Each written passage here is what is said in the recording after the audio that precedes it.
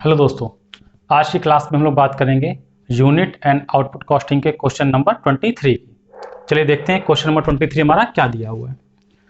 Question number 23 दिया हुआ है, a manufacturer makes two kinds of electric pumps HPP and LPP. एक कोई कंपनी है, वो दो टाइप के पंप बना रही है। कौन कौन से? एक एचपीपी, दूसरा LPP. The following particulars relate to the sorry The following particulars relate to these pumps for the month of January 2013। ठीक है, उन पंप को बनाने में जनवरी 2013 में कितना खर्चा आया, कुछ खर्चे दिए हुए हैं। कौन कौन से दिए? पहला दिया हुआ था number of pump manufactured. HPP के 20 पंप बन रहे हैं, एलपीपी के 10 पंप बन रहे हैं। उसके बाद दिया टोटल, दोनों मिला के 30 पंप बन रहे हैं। फिर लिखा डायरेक्ट कॉस्ट, मटेरियल, वेजेस और पावर। तीन डायरेक्ट खर्चे हुए हैं। कौन कौन से? मटेरियल, वेजेस और पावर। एचपीपी का और एलपीपी का सेपरेटली दिया है, बाद में दोनों का ऐड करके दिया हुआ है। ठीक है, एचपीपी का दिया हुआ था मटेरियल 3000, वेजेस 6000, पावर 2000। एलपीपी का दिया हुआ था मटेरियल 2000, वेजेस 4000, पावर 1000। उसके बाद लिखा है फैक्ट्री सुपरविजन 3600। जो फैक्ट्री के इनडायरेक्ट खर्चे हैं वो दिए हुए थे, कितने? 3600। उसके बाद पैकिंग 216। अब देखिए, फैक्ट्री सुपरविजन तो फैक्ट्री का हो गया, पैकिंग खर्चा कहाँ होता है? फैक्ट्री में कि ऑफिस में कि सेलिंग में? सिंपल सी बात, पैकिंग काम कहाँ होता है? सेलिंग में। तो जो पैकिंग एक्सपेंसेस है किसका पार्ट हो जाएगा? सेलिंग ओवरहेड का। ठीक है, उसके बाद लिखा सेलिंग एंड डिस्ट्रीब्यूशन। उसके बाद डिस्ट्रीब्यूट करने का ये भी खर्चा सेलिंग का ही है, तो इसके 3000 रुपए दिए हुए हैं। अब यहाँ पे देखिए, प्रोडक्ट दो टाइप के थे, बट फैक्ट्री के और सेलिंग खर्चे कंबाइंड करके दिए हैं। तो जैसा अगर ऐसा कोई केस दिया होगा तो फैक्ट्री या ऑफिस या सेलिंग के जो भी खर्चे दिए होंगे उन्हें किस बेसिस पे डिस्ट्रीब्यूट करना है, ये क्वेश्चन में दिया होगा। तो क्वेश्चन में आगे दिया हुआ है, you are required to prepare a statement showing the cost of each kind of pump. हमें टोटल कॉस्ट दिखानी है। ठीक है, दोनों टाइप के पंप की। Taking the following into consideration, कुछ बातें ध्यान में रखते हुए। क्या बातें? फर्स्ट लिखा है factory supervision to be charge in proportion to direct cost. जो फैक्ट्री खर्चे चार्ज करने हैं, कैसे चार्ज करना है? डायरेक्ट कॉस्ट के बेसिस पे।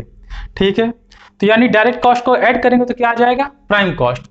यानी फैक्ट्री के खर्चे को डिस्ट्रीब्यूट करने किसके बेसिस पे? प्राइम कॉस्ट के बेसिस पे। सबको समझ में आ गया होगा। उसके बाद लिखा हुआ है packing expenses is to be apportioned in the ratio that direct cost plus factory supervision cost of HPP bear to similar cost LPP. जो पैकिंग खर्चे हैं वो डिस्ट्रीब्यूट करने हैं, यानी पैकिंग और सेलिंग दोनों खर्चे डिस्ट्रीब्यूट करने किसके बेसिस पे? Prime cost plus factory supervision cost. यानी प्राइम कॉस्ट में जब फैक्ट्री कॉस्ट जोड़ते हैं तो क्या आता है? Work cost. तो यहाँ पे डायरेक्ट वर्क कॉस्ट ना बोल करके उसने बोला है prime cost plus factory supervision cost, यानी इनडायरेक्टली बोला है वर्क कॉस्ट। यानी सेलिंग खर्चे डिस्ट्रीब्यूट करने on the basis of work cost. उसके बाद लिखा है selling and distribution expenses is to be charge in proportion to the number of pumps manufactured. थोड़ा सा हमने गलत कर दिया था। ऊपर जो डिस्ट्रीब्यूट करना है वर्क कॉस्ट के बेसिस पे, वहां पे सिर्फ पैकिंग के खर्चों को डिस्ट्रीब्यूट करना है। पैकिंग के खर्चे डिस्ट्रीब्यूट करने किस बेसिस पे? वर्क कॉस्ट के बेसिस पे। सेलिंग एंड डिस्ट्रीब्यूशन एक्सपेंसेस जो हैं इनको डिस्ट्रीब्यूट करना है on the basis of pump manufactured, जितने पंप बनाए हैं उनके नंबर्स के हिसाब से। ठीक है, तो चलिए क्वेश्चन को सॉल्व करते हैं। क्वेश्चन में कुछ खास नहीं है, हमें निकालना है प्राइम कॉस्ट, उसके बाद वर्क कॉस्ट दिया हुआ है, वर्क कॉस्ट को डिस्ट्रीब्यूट करेंगे on the basis of prime cost. उसके बाद पैकिंग के एक्सपेंसेस थे, उनको डिस्ट्रीब्यूट करेंगे on the basis of work cost, और सेलिंग के दिए उनको डिस्ट्रीब्यूट करेंगे on the basis of number of units. ठीक है, तो चलिए बनाते हैं स्टेटमेंट ऑफ कॉस्ट।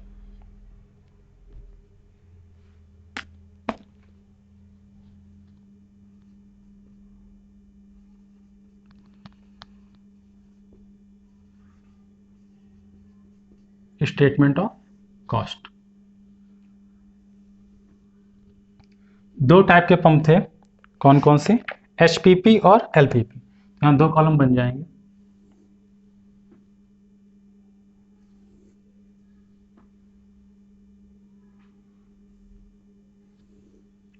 लिख लेते हैं अमाउंट, ब्रैकेट में एचपीपी का अमाउंट हो गया ये, सेकेंड अमाउंट ये हो गया एलपीपी का, ठीक है। पर्टिकुलर्स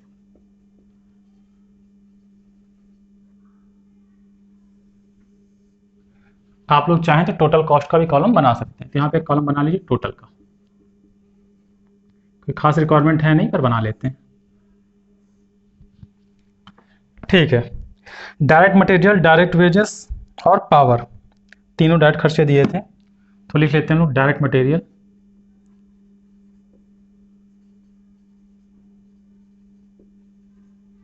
डायरेक्ट लेबर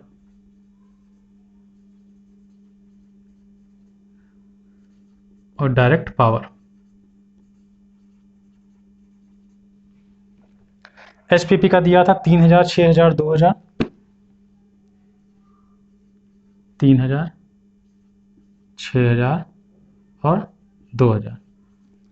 एलपीपी का दिया हुआ था 4000, सॉरी 2000, 4000, 1000, 2000, 4000 और 1000 ऐड कर देते हैं, 6 3 9 2 11000, 4 2 6 7000, इन दोनों का एडअप यहाँ पे ये आ जाएगा 5000, 10000, 3000,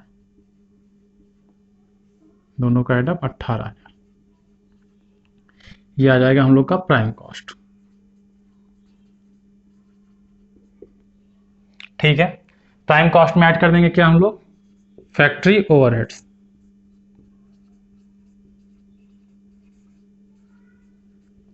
फैक्ट्री ओवरहेड्स हमारे दिए थे 3600 रुपए के,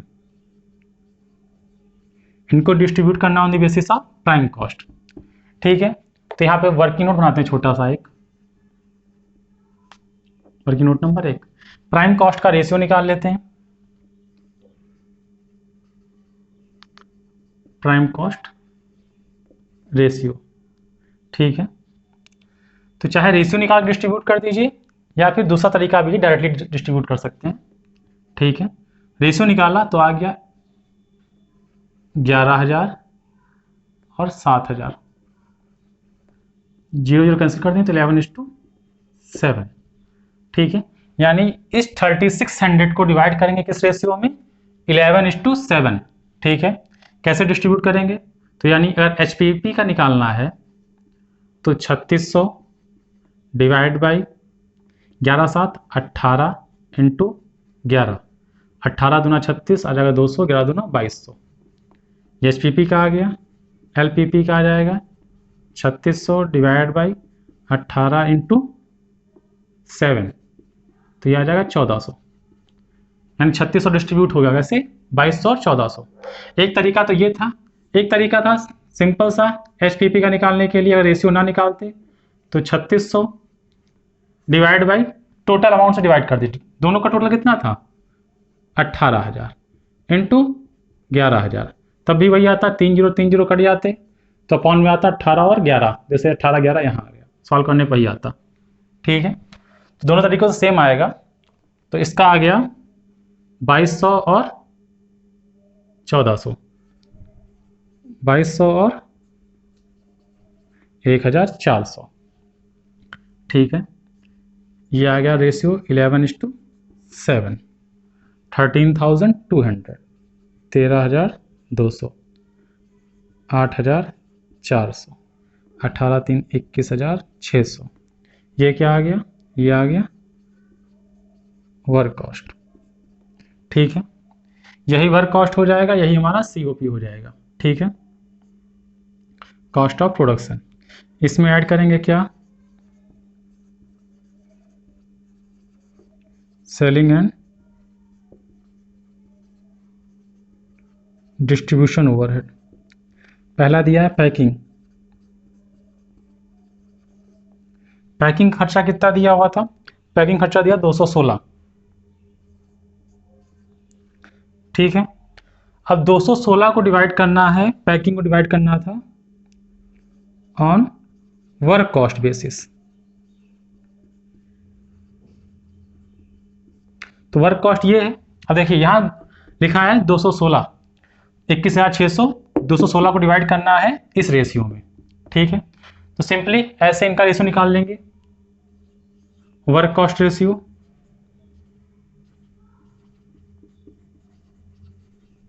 वर्क कॉस्ट रेशियो आ जाएगा 13,200 इस्टू 8,400, 2 0 कट जाएंगे तो आ जाएगा 132 इस्टू 84, ठीक है। किससे कट रहा है? 2 से भी कट जाएगा, 2 छंग 12, 2 छंग 12, 2 चक्कू 8, फिर 2 से कट जाएगा 33, 21, ठीक है।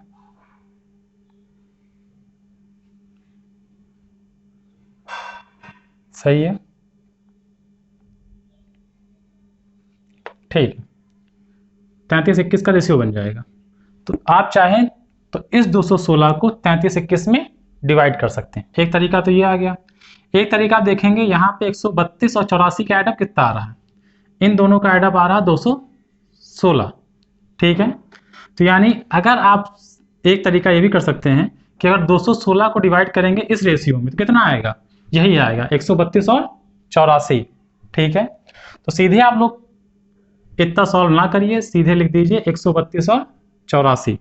216 को अगर डिवाइड करते हैं वर्क कॉस्ट के रेशियो में तो आ जाएगा 132 और 84, ठीक है। सेकंड लास्ट दिया हुआ था सेलिंग एंड एडमिनिस्ट्रेटिव यानी सेलिंग एक्सपेंसेस, ठीक है।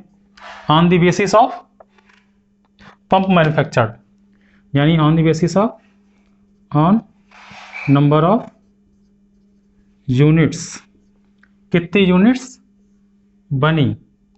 अब ये खर्चा कितने का था, ये खर्चा था 3,000 का। पंप कितने बने हैं, पंप हमने लिखे ही नहीं।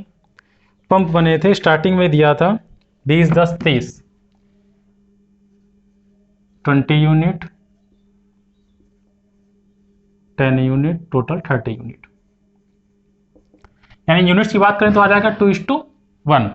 तो इसको डिवाइड कर दो 2:1 में, या फिर इस 3000 डिवाइड बाई 30 टोटल से डिवाइड करें, 20 से मल्टीप्लाई करें, तब भी बात वही आएगी। तो ये आ जाएगा 2000 और 1000। चाहे 3000 को डिवाइड कर दें 2:1 जो इसका रेशियो आएगा उसमें डिवाइड कर दें, या फिर 3000 को डिवाइड करें 30 यूनिट से तो आ जाएगा 1 यूनिट का, इंटू 20 कर दें 20 यूनिट का आ जाएगा, उसका इंटू 10 कर दें 10 यूनिट का आ जाएगा, ठीक है। ऐड कर लेते हैं 13 2 15 15,332, ठीक है। 8 1 9,484, ठीक है। 21 3 24,816,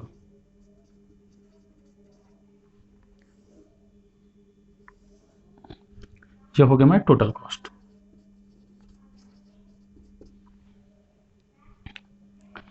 इस क्वेश्चन में भी कुछ खास दिक्कत नहीं थी, ठीक है, सिंपल क्वेश्चन था। बस यहाँ पे क्या करना था, हमें जो वर्क कॉस्ट डिस्ट्रीब्यूट करना था on the basis of prime cost, जैसा कि हम पिछले कई क्वेश्चंस में कर चुके हैं वैसे ही करना था। तो जो भी यहाँ पे वर्क ओवरहेड्स दिए हुए थे हमने प्राइम कॉस्ट का रेशियो निकाल करके उस रेशियो में क्या किया, डिस्ट्रीब्यूट कर दिया। उसके बाद लिखा था पैकिंग एक्सपेंसेस को डिस्ट्रीब्यूट करना था on the basis of work cost. तो वर्क कॉस्ट का रेशियो निकाल लिया हमने, 132 और 84 रेशियो आया था, ठीक है। इसका एडर 216 आ रहा था, यानी कि 216 को डिवाइड करेंगे इन दोनों के रेशियो में तो यही आएगा 132 और 84, डिवाइड कर दिया तो यही आ गया। उसके बाद लिखा था सेलिंग एक्सपेंसेस को डिस्ट्रीब्यूट करना था on the basis of number of units, ठीक है। तो जो यूनिट्स बनाई थी 20 और 10, उनका रेशियो था 2:1। तो यूनिट्स के हिसाब से डिस्ट्रीब्यूट कर दिया तो आ गया 2000 और 1000, ऐड कर दिया तो आ गया टोटल कास्ट, ठीक है। तो सिंपल क्वेश्चन था, उम्मीद करते हैं कि आप लोग को चीज़ें समझ में आ गई होंगी। अगर कहीं पे कोई पॉइंट समझ में नहीं आया है तो आप कमेंट सेक्शन में अपनी प्रॉब्लम लिखिए कि क्या चीज़ इसमें समझ में नहीं आ रही है, ठीक है। तो उसके लिए आपको अलग से एक वीडियो बना के प्रोवाइड करा दिया जाएगा। फिलहाल आज के लिए इतना ही, फिर मिलते हैं अगली क्लास में अगले क्वेश्चन के सॉल्यूशन के साथ।